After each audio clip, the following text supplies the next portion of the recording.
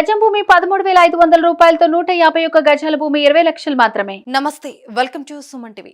Ration కార్డుల విషయంలో తెలంగాణ ప్రభుత్వం ప్రజలకు గుడ్ న్యూస్ చెప్పింది. డిసెంబర్ 28వ తేదీ నుంచి కొత్త రేషన్ కార్డులకు దరఖాస్తు చేసుకోవాలని సూచించింది.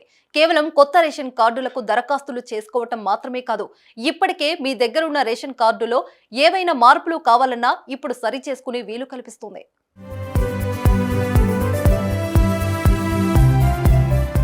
కొత్త రేషన్ కార్డులకు దరఖాస్తు చేసుకోవాల్సిన వారు కొన్ని పద్ధతులను పాటించాల్సిందే. రేషన్ కార్డు దరఖాస్తుకు కావలసిన కాగితాలను తీసుకెళ్లి మీకు సమీపంలో ఉన్న మీ సేవ కేంద్రాల్లో దరఖాస్తు చేసుకోవాలి. ఎవరైతే మీ సేవ కేంద్రాల్లో రేషన్ కార్డుల కోసం దరఖాస్తు చేసుకుంటారో వారి లిస్టుని తీసుకొచ్చి మీ ఊర్లో జరిగే గ్రామ సభలో, పట్టణాల్లో అయితే బస్తీ సభలో వెరిఫికేషన్ చేస్తారు. ఈ వెరిఫికేషన్ తర్వాత నిజంగా అర్హులైన వారందరికీ కొత్త రేషన్ కార్డులు జారీ చేస్తారు. మీరు దరఖాస్తు చేసుకునే రేషన్ కార్డుకు చాలా ప్రయోజనాలున్నాయి. కేవలం రేషన్ సరుకులు మాత్రమే కాదు, ఆ రేషన్ కార్డు ఆధారంగానే మీకు ఆరోగ్యశ్రీ కార్డు కూడా లభిస్తుంది. ఎవరికైతే తెల్ల రేషన్ కార్డు ఉంటుందో వారికి ప్రభుత్వ లేదా ప్రైవేట్ ఆసుపత్రుల్లో ఉచిత చికిత్స కోసం ఆరోగ్యశ్రీ కార్డు కూడా అందజేస్తారు. రేషన్ కార్డు లేకపోవడంతో చాలా మంది నిరుపేదలు ఈ ఆరోగ్యశ్రీ బెనిఫిట్ ను పొందలేకపోతున్నారు.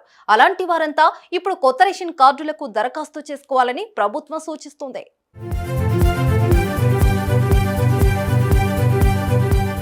కొత్త రేషన్ కార్డులు మాత్రమే కాదు, పాత రేషన్ కార్డులో మార్పులు కావలసిన వాళ్ళు కూడా ఈ అవకాశాన్ని వాడుకోవచ్చు. కొత్తగా పెళ్లై మహిళలు పుట్టింట్లో ఉన్న తమ పేరును మెట్టినింటి వారు ఇంటికి మార్చుకునే అవకాశం ఉంది.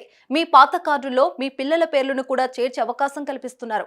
తెలంగాణ రాష్ట్రం ఏర్పడిన తర్వాత మొత్తం 6,47,297 కొత్త రేషన్ కార్డులు జారీ చేసినట్లు అధికార గణాంకాలు చెబుతున్నాయి.